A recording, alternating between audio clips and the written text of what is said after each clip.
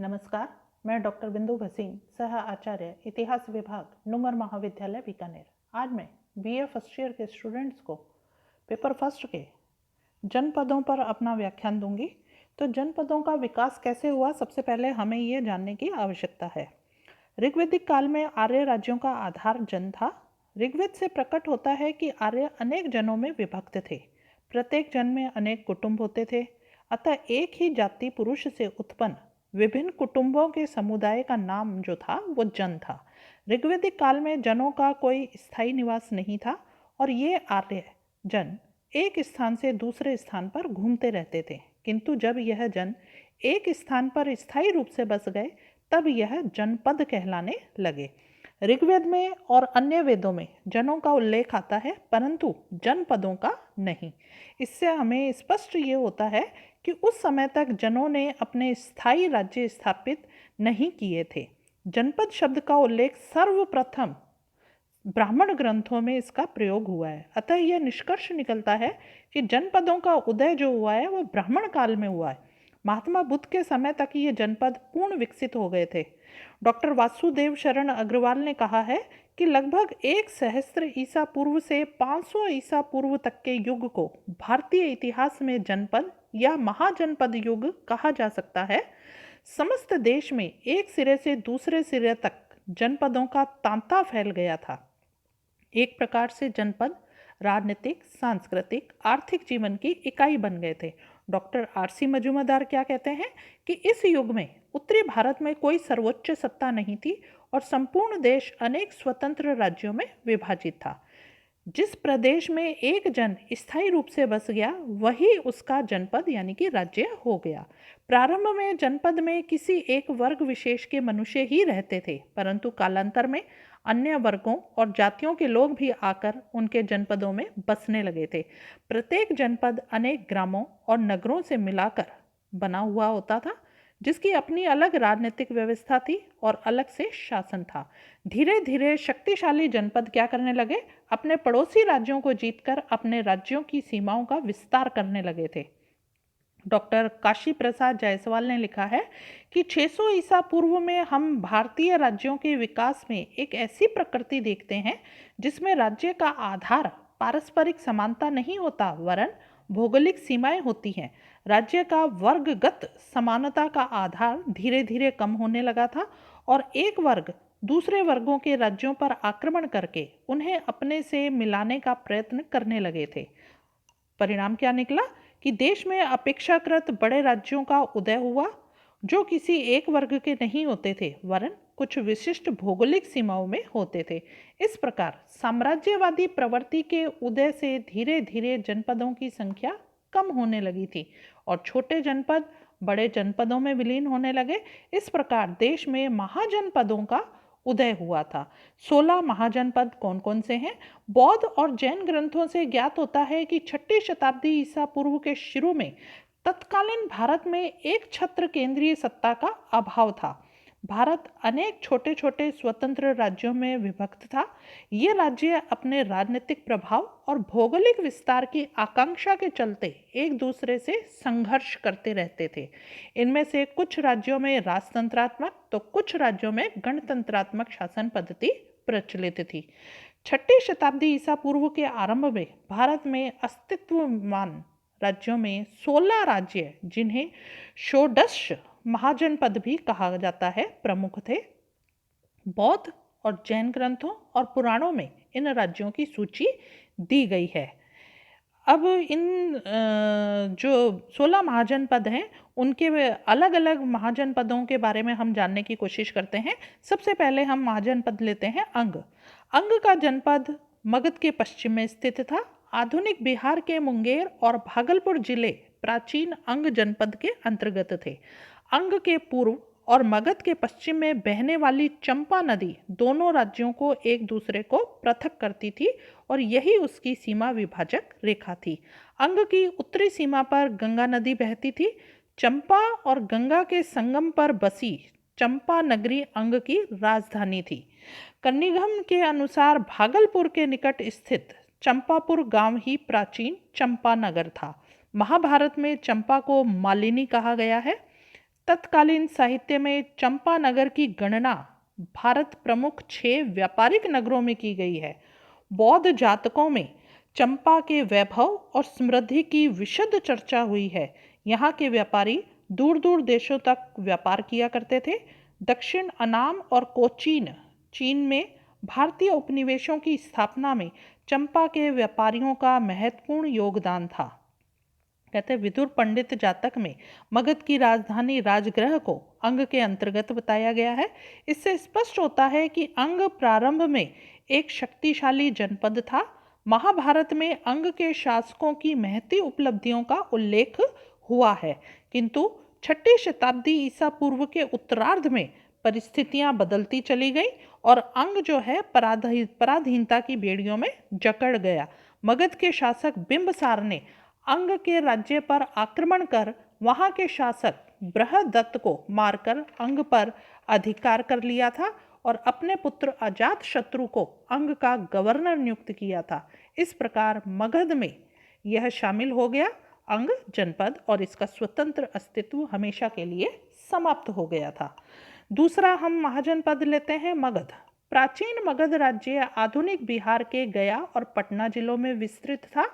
कुरुवंशी वसु द्वारा सर्वप्रथम अधिग्रहित मगध का राज्य उत्तर में गंगा, पश्चिम में सोन और पूर्व में चंपा नदियों और दक्षिण में विंध्याचल की पर्वतमालाओं से सुरक्षित था।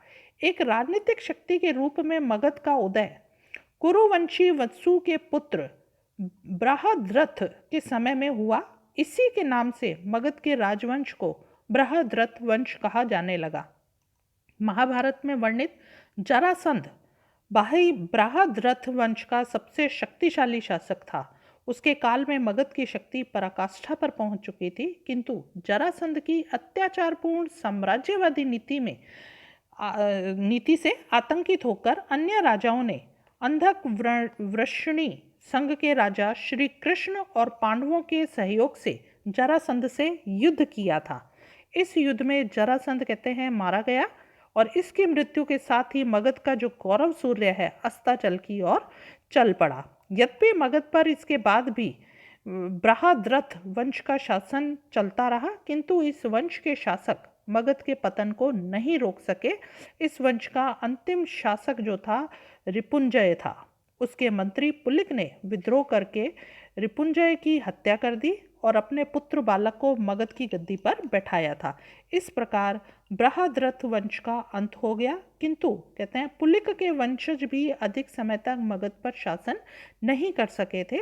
भटिया नामक एक वीर और महत्वाकांक्षी सामंत ने पुलिक के वंशज बालक के विरुद्ध विद्रोह किया और बालक की हत्या करके अपने पुत्र बिंबसार को मगध के सिंहासन पर बैठाया।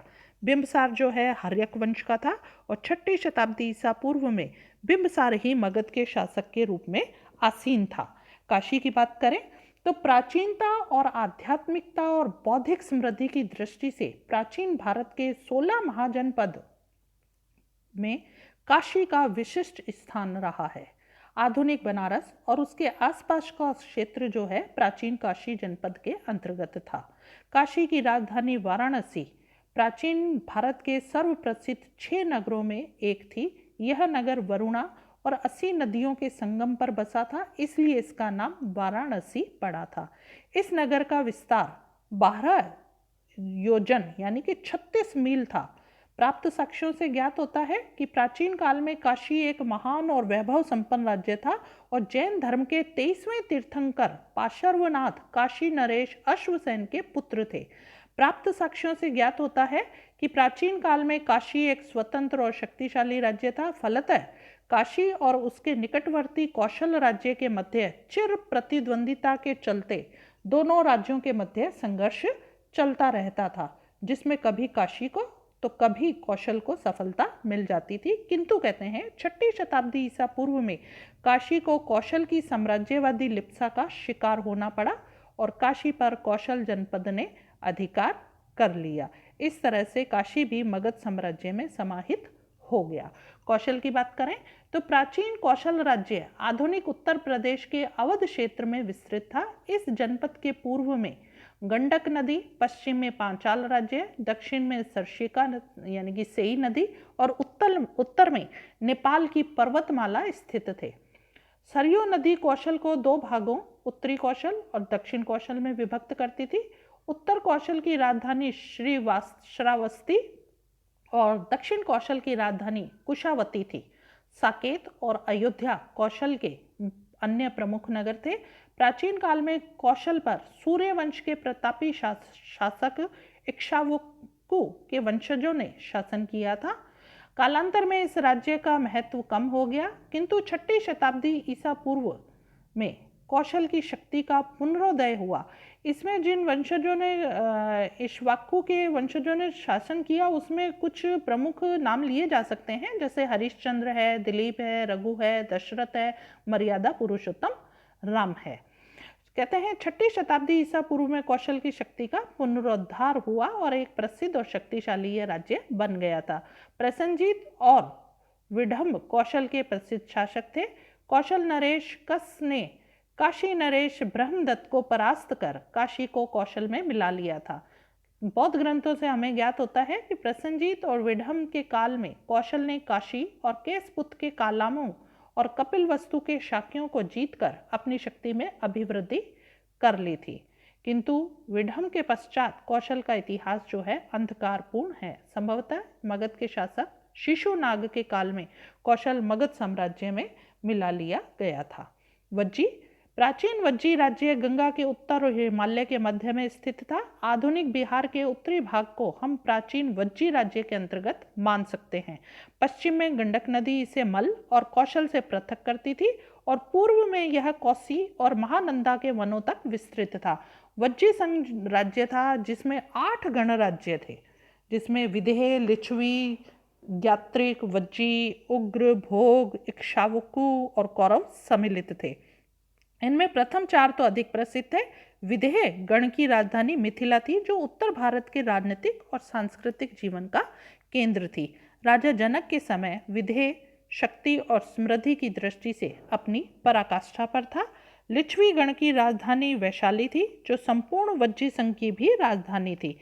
यह नगर आधुनिक बिहार के मुजफ्फरनगर जिले में गंडक नदी के पूर्व में स्थित बेसार नामक स्थान पर स्थित था। कहा जाता है कि प्राचीन काल में वैशाली एक समृद्ध और वैभवशाली नगर था। ज्ञात्रिक गण की राजधानी कुंडग्राम थी और अन्य गणराज्यों की स्थिति अज्ञात है, हमें ज्ञात नहीं है। संभवतः ये अत्यंत छोटे ग्रामों के समकक्ष होंगे। वज्जी संघ में गणतांत्रिक शासन पद्धति प्रचलित थी। महात्मा बुद्ध के समय तक वज्जी संघ जो है उत्तरी भारत का एक प्रमुख और शक्तिशाली राज्य था। हेनसांग के विवरण से भी हमें ज्ञात होता है कि बिंबसार के समय में वज्जी संघ इतना शक्तिशाली था कि गंगा के उस पार तक अपने पड़ोसियों पर यह आक्रमण करता था और वज्जियों के आक्रमण से मुक्ति पाने के लिए बिंबसार ने वज्जी संघ के गण मुख्य लिच्छवी नरेश चेटक की पुत्री चेलना से विवाह किया था। किंतु मगध के साम्राज्यवाद की आंधी से वज्जी संघ जो है दीर्घकाल तक अपनी रक्षा नहीं कर सका था और मगध के साम्राज्यवादी शासक अजातशत्रु के समय में वज्जी संघ मगध साम्राज्य में मिला लिया गया था। मल की बात करें तो यह वज्जी संघ का निकटवर्ती राज्य था, जो आधुनिक उत्तर प्रदेश के देवरिया जिले में विस्तृत था। वज्जी संघ की भांति मल भी संघ राज्य था। मल राज्य को 2 भागों में विभक्त किया जा सकता है। एक की राजधानी कुशीनारा थी और दूसरे की पावा। कुक्कू नदी जो है दोनों नगरों को एक दूसरे से पृथक करती थी। कुशीनारा का समीकरण देवरिया जिले में लघु गंडक के तट पर स्थित कसिया और पावा का कसिया से लगभग 12 मील उत्तर पूर्व और 10 मील दक्षिण पूर्व में स्थित फाजिलपुर या पड़रोना से किया जाता है। मल के कुशीनारा और पावा नगरों की बौद्ध धर्म के इतिहास में बहुत महत्ता है। कहते हैं महात्मा बुद्ध ने अंतिम भोजन पावा में ही किया और वहीं पर वे बीमार पड़े थे और कुशीनारा में ही उनकी मृत्यु हुई थी। मल में पहले राजतंत्रात्मक शासन प्रणाली प्रचलित थी। महाभारत और बौद्ध ग्रंथों में मल के अनेक राजाओं का उल्लेख हुआ है, परंतु 6ठी शताब्दी ईसा पूर्व तक यहाँ राजतंत्र के स्थान पर गणतंत्र की स्थापना हो गई थी और मल लोग जो हैं बुद्ध के अनन्य भक्त थे। चेदी के बारे में बात करें तो यह प्राचीन चेदी महाजनपद आधुनिक बुंदेलखंड में विस्तृत था। इसकी राजधानी शुक्तिमती थी, जो शुक्तिमती नदी के किनारे बसी थी। पार्जिल्टर के अनुसार शुक्तिमती नगर आधुनिक बांदा जिले में था और आधुनिक के नदी ही प्राचीन शुक्तिमती है। चेदी लोगों का उल्लेख ऋग्वेद में भी हुआ है। ऋग्वेद के दान स्तुति मंत्र में चेदी शासक कसवेद का जो नाम आया है उसकी बहुत प्रशंसा की गई है। महाभारत में भी अनेकों बार चेदी राज्य और उसके शासकों, जिसमें हम नाम ले सकते हैं उपरिचर, दामघोष, शिशुपाल आदि का उल्लेख हुआ है। इनमें शिशुपाल श्री कृष्ण का समकालीन था, किंतु शिशुपाल के बाद चेदी राज्य की अवनति होने लगी। बौद्ध ग्रंथ चैत्य जातक में भी चेदी शासकों की वंशावली दी गई है, जो कि मांधाता नामक शासक से आरंभ होती है, किंतु इनकी ऐतिहासिकता संदिग्ध है। खारवेल के हाथी गुम्फा अभिलेख से ज्ञात होता है कि कालांतर में चेदियों की एक शाखा ने कलिंग में भी अपने शासन की स्थापना की थी। वत्स का महाजनपद गंगा नदी के दक्षिण की ओर स्थित था। इसकी राजधानी कौशाम्बी थी, जो आधुनिक इलाहाबाद यानी कि प्रयाग से 38 मील दूर कौशम ग्राम के रूप में आज भी विद्यमान है। प्राचीन काल में कौशाम्बी की गणना भारत के 6 प्रमुख समृद्ध और व्यापारिक नगरों में होती थी। कहते हैं 6ठी शताब्दी ईसा पूर्व में यहाँ कुरुवंशी शतानिक, परांतक और उदयन राज्य कर रहे थे। हस्तिनापुर के कौरव वंश के पतन के पश्चात इनके पूर्वज कुरु राज्य को छोड़कर वत्स में आ बसे थे। उदयन इस वंश का शक्तिशाली शासक था। उदयन को मगध के शासक अजातशत्रु और अवंती के शासक चंड प्रघोत से प्रबल शत्रुता थी। प्राप्त साक्ष्यों से ज्ञात होता है कि चंड प्रघोत ने उदयन को परास्त करके बंदी बना लिया था। कथा सरित सागर में भी उदयन की दिग्विजय का वर्णन है। प्रियदर्शिका के अनुसार उदयन ने कलिंग पर विजय प्राप्त की थी और अपने जो ससुर हैं दृढ़वाहन को अंग की गद्दी पर बैठाया था, किंतु उसकी यह विजय भी संदिग्ध है, क्योंकि उदयन की मृत्यु के बाद वत्स राज्य निर्बल हो गया और अंततः वह मगध साम्राज्य में सम्मिलित कर लिया गया। कुरु की बात करें तो आधुनिक दिल्ली और मेरठ के आसपास का प्रदेश जो है प्राचीन कुरु राज्य के अंतर्गत था। इसकी राजधानी इंद्रप्रस्थ यानी कि वर्तमान जो है दिल्ली के निकट थी। महाभारत काल में कुरु राज्य पर पांडुवंशी युधिष्ठिर के वंशजों ने शासन किया था। कालांतर में इस राजवंश का पतन हो गया और कुरु राज्य अनेक भागों में बंट गया था। इन राज्यों ने मिलकर कुरु गणराज्य की स्थापना कर दी थी और 6ठी शताब्दी ईसा पूर्व में कुरु राज्य अपने प्राचीन गौरव और वैभव को खोकर एक गणराज्य के रूप में विद्यमान था। पांचाल की बात करें तो प्राचीन पांचाल राज्य आधुनिक रुहेलखंड और मध्य दोआब में स्थित था। महाभारत और बौद्ध ग्रंथों से ज्ञात हमें होता है कि प्राचीन काल में पांचाल राज्य 2 भागों उत्तरी और दक्षिणी पांचाल में विभक्त था। उत्तरी पांचाल की राजधानी जो थी वो अहिच्छत्र यानी कि क्षेत्रवती यानी कि आधुनिक बरेली जिले में ओनला के निकट रामनगर था और दक्षिण पांचाल की राजधानी कांपिल्य थी।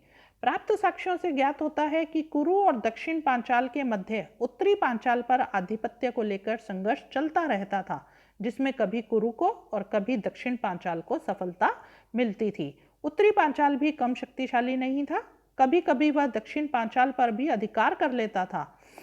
रामायण और कहते हैं बौद्ध ग्रंथों के अनुसार पांचाल शासक बृहदत्त अत्यंत शक्तिशाली था। उसने विदेह पर विजय प्राप्त की थी।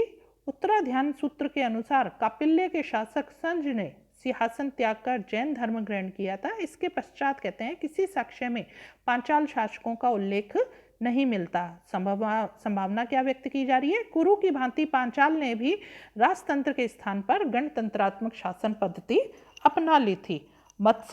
मत्स्य यह राज्य जो है वो यमुना नदी के पश्चिम और कुरु राज्य के दक्षिण में स्थित था। आधुनिक जयपुर, अलवर, भरतपुर जिले का कुछ भाग इस राज्य के अंतर्गत था। जयपुर जिले में स्थित बैराट यानी कि विराट नगर इसकी राजधानी थी। महाभारत काल में मत्स्य राज्य पर राजा विराट शासन कर रहे थे। पांडवों ने अपने वनवास काल का अंतिम वर्ष जो है वह छद्म वेश में मत्स्य राजसभा में ही व्यतीत किया था। महाभारत में सहज नामक एक शासक की चर्चा हुई है जो चेदी और मत्स्य राज्यों पर शासन करता था। संभावना क्या व्यक्त की जा रही है कि प्रारंभ में मत्स्य राज्य जो था वो चैदी के अधीन था, किंतु अंत में वह मगध साम्राज्य में सम्मिलित हो गया था। शूरसेन राज्य में आधुनिक मथुरा और उसके आसपास का प्रदेश सम्मिलित है। इसकी राजधानी मथुरा थी। महाभारत में मथुरा के शासकों को यदुवंशी कहा गया है। महाभारत प्रसिद्ध श्री कृष्ण इसी वंश के थे। प्रारंभ में यहाँ गणतंत्र था, किंतु बौद्ध काल में यहाँ राजतंत्र की स्थापना हो गई थी। बौद्ध ग्रंथों में शूरसेन सम्राट अवंती पुत्र की चर्चा आई है, जो बुद्ध का समकालीन था। काव्य मीमांसा में कुविंद नामक एक अन्य शूरसेन शासक का उल्लेख हुआ है। मगध के विस्तार काल में यह मगध साम्राज्य में सम्मिलित हो गया था। अश्मक की बात करें तो ये गोदावरी, दक्षिण में गोदावरी नदी के तट पर बसा हुआ था। इसकी राजधानी पोटली थी। जातक गाथाओं में अश्मक राज्य के अनेक इक्ष्वाकु वंशी राजाओं के नाम मिलते हैं। कलिंग जातक के अनुसार अश्मक नरेश प्रवर अरुण ने कलिंग राज्य पर विजय प्राप्त कर उस देश को अपने अधीन कर लिया था। अवंती राज्य के साथ इनका निरंतर संघर्ष चलता रहा था और इस संघर्ष के परिणाम स्वरूप कालांतर में अश्मक राज्य अवंती राज्य में मिला लिया गया था। अवंती की बात करें तो वर्तमान मध्य प्रदेश का मालवा प्रांत, निमार और आसपास का प्रदेश इसमें सम्मिलित था। डॉक्टर भंडारकर ने बताया है कि अवंती राज्य दो भागों में विभक्त था, उत्तरी और दक्षिणी। उत्तरी अवंती की राजधानी उज्जैनी और दक्षिण की राजधानी महिष्मती थी। ये दोनों नगर व्यापारिक, सांस्कृतिक, धार्मिक दृष्टिकोण से प्राचीन भारत के महान नगर थे। महात्मा बुद्ध के समय में अवंती राज्य अत्यंत शक्तिशाली राज्य था। चंड प्रघोत इस राज्य का प्रसिद्ध शासक था। इसने कई बार वत्स नरेश उद्यन को अपने अधीन करने का भी प्रयास किया था। अंत में कहते हैं मगध नरेश शिशुनाग ने 5वीं शताब्दी ईसा पूर्व के प्रारंभिक वर्षों में ही अवंती को जीतकर उसे मगध साम्राज्य में सम्मिलित कर लिया था। गांधार की बात करें तो ये अफगानिस्तान का पूर्वी भाग, सीमांत प्रदेश और पंजाब के अधिकांश पश्चिमी भाग इसमें सम्मिलित थे। तक्षशिला इस राज्य की राजधानी थी। यह शिक्षा का महान केंद्र था, जहां दूर दूर से विद्यार्थी शिक्षा प्राप्त करने के लिए आते थे। कहते हैं 6ठी शताब्दी ईसा पूर्व के मध्य में गांधार का शासक जो था वो था पुक्कुसाती। उसने अवंती नरेश प्रघोत को परास्त किया और मगध के राजा बिम्बसार के दरबार में अपना एक राजदूत भी भेजा था। अंत में कहते हैं 6ठी शताब्दी ईसा पूर्व के उत्तरार्ध में गांधार को ईरानी सम्राट दारा ने जीतकर अपने साम्राज्य में सम्मिलित कर लिया था। कंबोज की बात करें तो यह गांधार राज्य का पड़ोसी राज्य था और डॉक्टर राजबली पांडे लिखते हैं कि कश्मीर का उत्तरी छोर और गांधार के उत्तर का प्रदेश पामीर और बदखशां तक कंबोज में सम्मिलित था। विमल चंद्र पांडे के अनुसार हाटक कंबोज राज्य की राजधानी थी। इस तरह से ये कंबोज के लिए कहा जाता है कि जैसे राजबली पांडे और भार्गव कहते हैं कि कंबोज की राजधानी रायपुर थी। अन्य जनपदों की बात करें तो इन 16 महाजनपदों के अतिरिक्त भी उस समय भारत में अन्य जनपद भी विद्यमान थे। जैसे कौशल और मल्ल जनपद के बीच शाक्य जनपद था, जिसकी राजधानी कपिलवस्तु थी। शाक्य गण के पड़ोस में कोलिय गण, मौर्य गण, बुली गण, भग गण, कालाम गण आदि स्थित थे। आधुनिक पंजाब में केके, मद्रक, योधे आदि जनपद और सिंधु में सिंधु, शिवी, अम्बस्ट और सौवीर आदि जनपद थे। अश्मक के पूर्व में कलिंग और पश्चिम में मूलक और विदर्भ नामक प्रसिद्ध जनपद थे।